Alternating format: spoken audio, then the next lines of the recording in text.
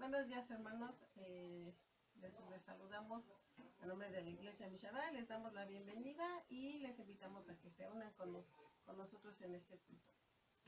Vamos a tener el introito que dice así: si fuera posible volver a la vida después de la muerte, preferiría estar muerto. Tú me esconderías en la tumba hasta que se calmara tu enojo. Luego te acordarías de mí y volverías a despertarme. Como eres mi creador, cuando al fin quisieras verme, yo respondería a tu llamado.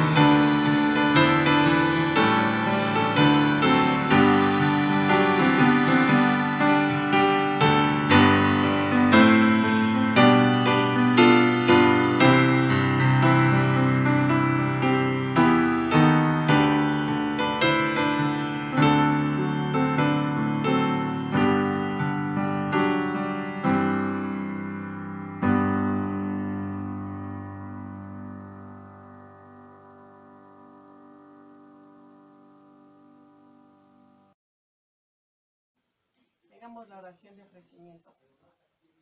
Señor Jesús, te damos gracias, Padre, por esta bendición de recordar tu resurrección, Padre, de unirnos en este festejo y en esta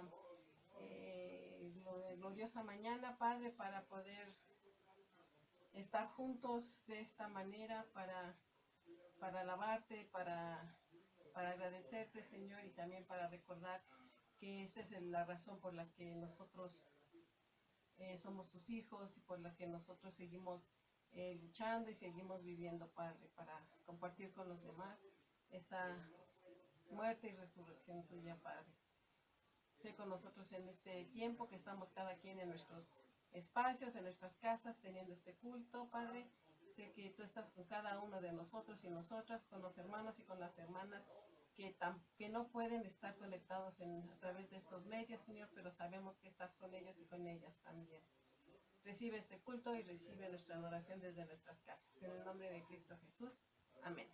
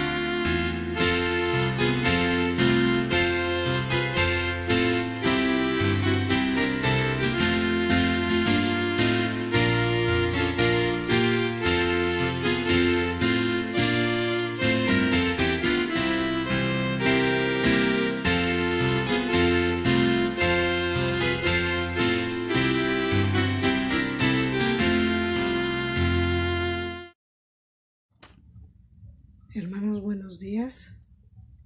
Voy a leer el libro de Marcos, capítulo 16, del versículo 1 al 8, en la versión actual. Él está vivo. Cuando terminó el descanso obligatorio de los judíos, María Magdalena, Salomé y María, la madre de Santiago, compraron perfumes para untárselos al cuerpo de Jesús. Así que el domingo en la mañana, cuando el sol apenas había salido, fueron a la tumba de Jesús. Mientras caminaban, se decían unas a otras: ¿quién quitará la piedra que tapa la entrada de la tumba? Esa piedra es muy grande. Pero al mirar la tumba, vieron que la piedra ya no tapaba la entrada. Cuando entraron, vieron a un joven vestido de ropas blancas y largas, sentado al lado derecho de la tumba. Ellas se asustaron, pero el joven les dijo: no se asusten, ustedes están buscando a Jesús, el de Nazaret. El que murió en la cruz no está aquí, ha resucitado. Vean el lugar donde habían puesto su cuerpo. Y ahora vayan y cuenten a sus discípulos y a Pedro que Jesús va a Galilea para llegar antes que ellos. Ahí podrán verlo, tal como les dijo antes de morir. Las mujeres, temblando de miedo, huyeron de la tumba, pero no le dijeron nada a nadie porque estaban muy asustadas. Hermanos, que Dios les bendiga. Muy buenos días, hermanos y hermanas. En esta nueva oportunidad en que estamos recordando y afirmando la resurrección de Jesucristo, esta mañana fundamental para la fe cristiana, vamos a exponer el tema: el Señor manifiesta su poder sobre la muerte. Habiendo revisado el capítulo 15 del Evangelio de Marcos, llegamos al 16, versículos 1 al 8, en medio de unas circunstancias difíciles para los seguidores, hombres y mujeres que anduvieron con Jesús de Nazaret.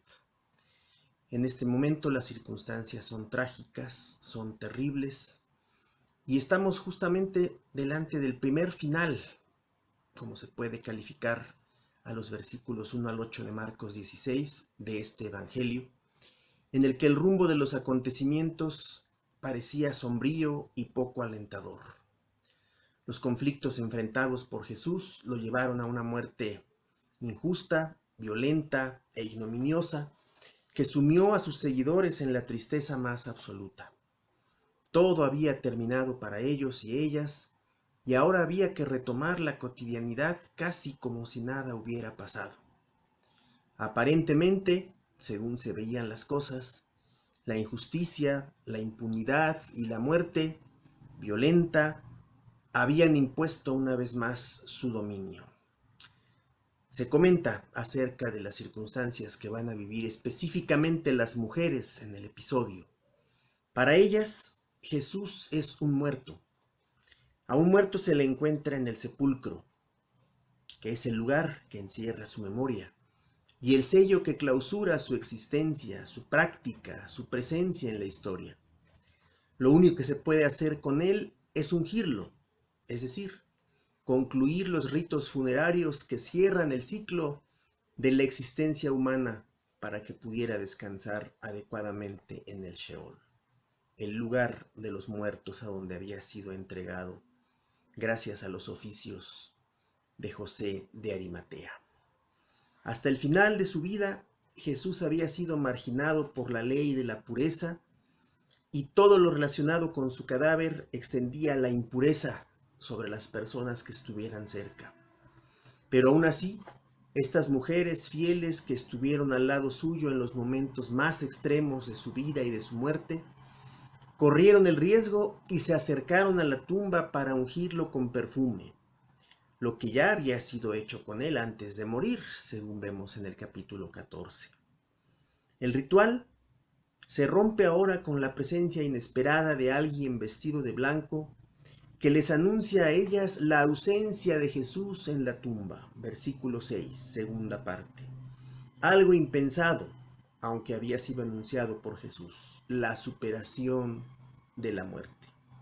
Ellas eran quienes debían anunciar lo sucedido a los discípulos que habían escapado, pero el texto en el versículo 8, justamente donde concluye toda esta sección del primer final del Evangelio, no dijeron nada a nadie porque estaban dominadas por el miedo. Es decir, hicieron lo que se les pidió, guardaron un silencio total. El comentario que hemos estado utilizando durante esta semana para referirnos al relato de Marcos explica y dice: pero Dios les cambió su proyecto limitado únicamente a ungir a Jesús. No pueden hacer nada porque no hay ninguna otra cosa que hacer en ese momento, y lo que debe suceder es que ellas se deben concentrar en ungirlo, en ungir el cadáver. El sepulcro está abierto y vacío y no es posible verlo allí. No es lugar de encuentro con él porque no tenía poder para clausurar su presencia en la historia. Se refiere al lugar, porque nada de él ha quedado allí encerrado. Es, por esa razón, inútil quedarse allí. Para encontrarlo hay que salir del sepulcro, porque el ausente aquí va caminando de nuevo hacia Galilea. Galilea y el sepulcro van a ser dos lugares modelo, dos lugares paradigmáticos. La enseñanza del suceso es clara. A Jesús no se le encuentra en el reino de los muertos, sino en el espacio de la vida, en la cotidianidad transformada, que eso es lo que representa Galilea, por la influencia de un reino de Dios afirmado y vivido para experimentarse también en medio de la vida diaria. Solo allí podrán verlo nuevamente, pues Él se ha anticipado. Va a Galilea para llegar antes que ellos. Allí podrán verlo, tal como les dijo antes de morir, dice el versículo 7 en su segunda parte. ¿Cuál es la razón de un relato incompleto hasta el versículo 8? ¿Acaso la práctica truncada violentamente exigía un relato también incompleto, atravesado por el miedo de las mujeres y la cobardía de los discípulos? No se insiste ni se afirma de ninguna manera la resignación. Se busca más bien que los lectores y lectoras nos encarguemos hoy de proseguir en el camino en busca de Jesús, no en los espacios de la muerte, no en los espacios de la vida truncada anticipadamente, solo en la experiencia de Galilea, en el camino, en retomar la vida cotidiana con nueva esperanza, sería posible reencontrarse con Él. Igual que hoy, en la búsqueda de esa cotidianidad llena, grávida de circunstancias positivas y favorables en las cuales sea posible encontrarse una vez más con Jesús de Nazaret. Marcos pospone, limita los relatos de apariciones para marcar el nuevo rumbo de la fe de sus seguidores. Marcos pone al lector en su justo lugar, que en este caso es el lugar de las mujeres que recorren cierto itinerario. Es un itinerario puntual, es un itinerario exacto, es un encuentro no necesariamente fugaz, pero que va a marcar para siempre la vida de toda la comunidad cristiana al reencontrarse con el Jesús resucitado. El sepulcro empuja hacia afuera. Eso es una realidad exigente. Es preciso ir allá, pero para ser arrebatados, para ser tomados, para ser encaminados por un proyecto nuevo que tendrá que dirigir el resucitado. Esta primera parte del capítulo 16 cierra de manera incierta. Concluye dejando una puerta abierta por ese miedo que experimentaron las mujeres. La comunidad seguidora de Jesús enfrenta el dilema y la exigencia y la prueba de tener que replantearse que Jesús sigue vivo tal como lo había anunciado para ese pueblo. Las mujeres fueron evangelistas verdaderas, las mujeres fueron misioneras, fueron testigos, fueron personas que vivieron directamente la experiencia de la resurrección. En este día tan importante para la fe cristiana, unámonos a ellas para entender mejor y para recibir el impacto, la fuerza, la sorpresa de ese encuentro con el Jesús resucitado que derrotó a la muerte y que en la nueva vida que obtuvo también está llamándonos a todos constantemente. Que el Señor nos bendiga. Amén.